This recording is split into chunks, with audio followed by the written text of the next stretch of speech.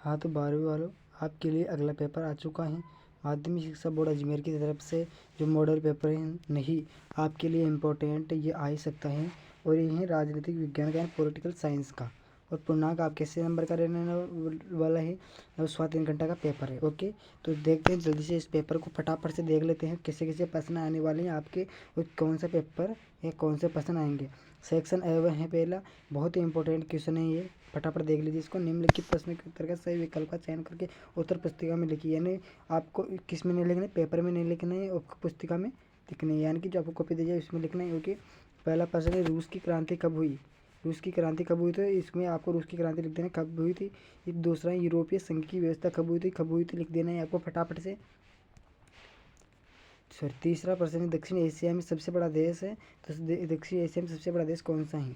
ठीक है। चौथा है, संयुक्त राष्ट्र दिवस कब मनाया जाता है, ये भी लिखना है आपको। ओके। पांचवा है, जैविक हथियार संधि कब हुई थी, कौन सी जैविक हथियार संधि कब हुई थी। ओके। छठा है, आवर कॉमन फ्यूचर शीर्षक ब्रिटलैंड रिपोर्ट कब प्रकाशित। ओके। सातवां है, वर्ल्ड सोशल फोरम की बैठक कब हुई। ओके। आठवां है, शिमला समझौता कब हुआ, कौन सा, शिमला। नौवां है, भारत के किस राज्य में सर्वप्रथम गैर कांग्रेसी सरकार का गठन कब हुआ, कांग्रेस सरकार का गठन कब हुआ था भारत में सबसे पहले। ओके। 10वां प्रश्न, नीति आयोग की स्थापना कब हुई थी, कौन सी आयोग की, नीति आयोग की। 11वें, भारत पाक के मध्य कारगिल संघर्ष कब हुआ, कौन से, भारत पाक के मध्य, भारत अलग है और पाक अलग है, इसके मध्य कारगिल संघर्ष कब हुआ। ओके। 11वां है, गरीबी हटाओ ये नारा किसने दिया था, भारत देश में से गरीबी हटाओ ये नारा किसने दिया था। अगला प्रश्न है आपके पास 13वां, पेरियार के नाम से किसे जाना जाता है। पेरियार शायद संधि है या फिर कोई नाम होगा, तो ये देखो नाम ही है, तो किस पेरियार के नाम से किसे जाना जाता है। 14वां है, मंडल आयोग के अध्यक्ष थे, मंडल आयोग के अध्यक्ष कौन थे, काशीराम थे, बीडी थी, विंदेश्वरी थी, सरदार पटेल था। 15वां क्वेश्चन है, पंजाब भाषा की साहित्य पत्रिका नागमणि, कौन सी, नागमणि का संपादक कौन है। ओके। इसमें एक दिमाग लगाना है कि जो पंजाब के नाम से आपको मिले, टिप मिले कि पंजाब, ये पंजाब का हो सकता है भैया, तो वही है। ओके। दूसरा प्रश्न, रिक्त स्थान वाले। पहला है, 1993 में भारत ने परमाणु निरीक्षण किया, भारत ने परमाणु बम कब इसका निरीक्षण कब किया था। ओके। परमाणु अप्रसार संधि में हुई थी, परमाणु अप्रसार संधि कब हुई, कौन से सन में।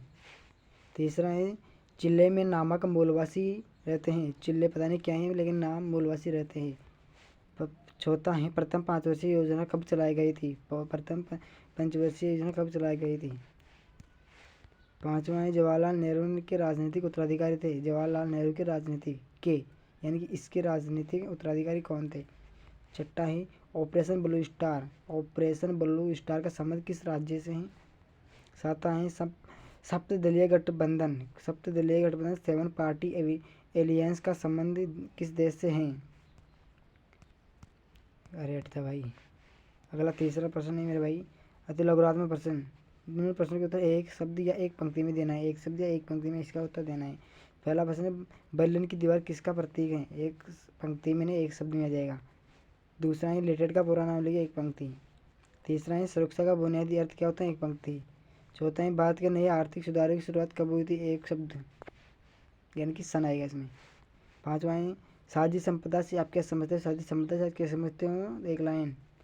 छठा है, भारत चीन युद्ध कब हुआ था, सन आएगा इसमें। सातवां, नियोजन से आप क्या समझते हो, एक पंक्ति या 1.5 पंक्ति। आठवां है, आयाराम गयाराम जुमले का संबंध किससे है, एक पंक्ति या फिर एक शब्द। आंसू का पूरा नाम क्या है, आंसू ये अपने आए थे आने वाले नहीं आंखों में से, आंसू का दूसरा होगा उसका पूरा क्या नाम है,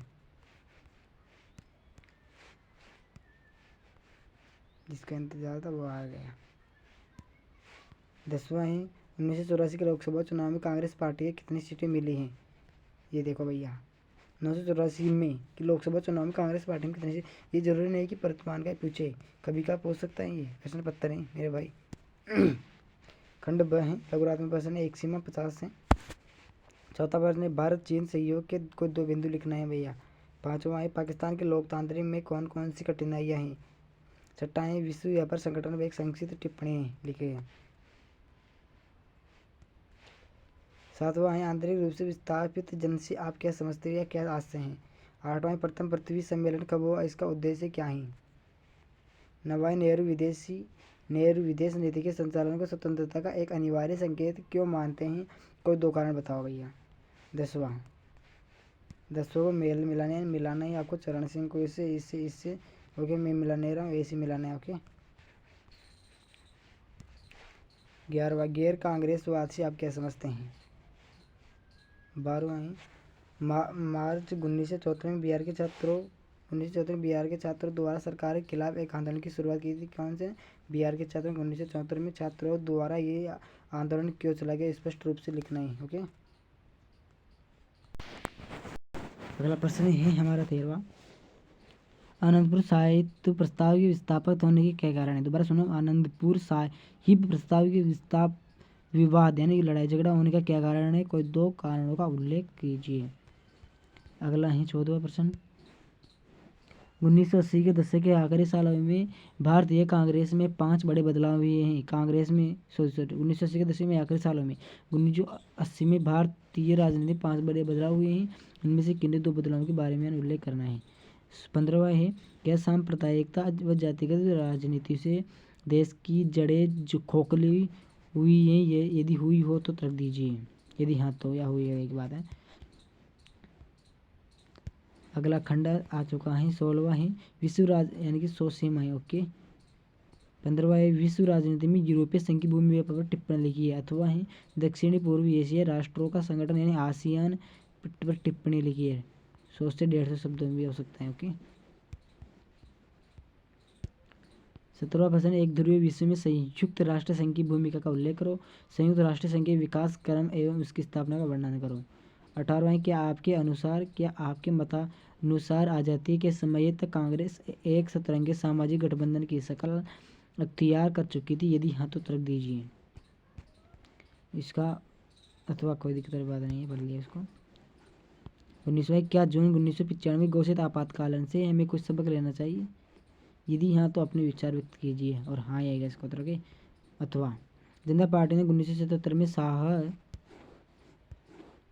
शाह आयोग को नियुक्त किया था, इस आयोग की नियुक्ति क्यों की गई थी, अपने विचार व्यक्त करो। सेक्शन डी 250 सीमा शब्द सीमा है मेरे बच्चों। 20वां सोवियत संघ के विभाजन के प्रमुख कारणों का वर्णन करो। अथवा में ही भारत जैसे देशों के लिए सोवियत संघ के विभाजन के परिणामों का प्रकाश डालिए। 21वां वैश्वीकरण के प्रमुख कारणों का विस्तार से वर्णन करो। वैश्वीकरण के प्रभाव का वैश्वीकरण का वर्णन कीजिए। 11वीं में भी आए क्वेश्चन। 12वां क्वेश्चन भारत के राजनीतिक मानचित्र में निम्न को अंकित कीजिए। हैदराबाद, जूनागढ़, मैसूर, जम्मू कश्मीर। अथवा में भारत के राजनीतिक मानचित्र में निम्न स्थान अंकित बनास, ग्वालियर, अजमेर, बम्बई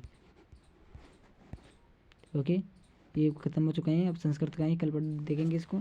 ये हमारा आज का राजनीतिक विज्ञान का कंप्लीट हो चुका है। किसका था, राजनीतिक विज्ञान का। और पूर्णांक कितने नंबर का है, 80 नंबर का। और किसके लिए है, 12 के लिए है ओके। जिसके ये विषय अच्छी तरह से इस पेपर को रट लीजिएगा। फिर ये आया था ना 11वीं वाला ऊपर वाला वैश्वीकरण वाला, क्लास 11 में भी आया था बच्चों। इस क्वेश्चन को अच्छी तरह से याद कर लेना एक बार ओके। और वीडियो को अच्छी तरह से लाइक कर दो, शेयर कर दो दोस्तों के लिए, पास आके अच्छे नंबर से आप पास हो सके। ज़्यादा नहीं तो आपके 60 नंबर तो आए ना यार ओके। फिर मिलेंगे अगले वीडियो में, संस्कृत की वीडियो में। जब तक सभी दोस्त अच्छी तरह से पढ़ाई कर लें ओके।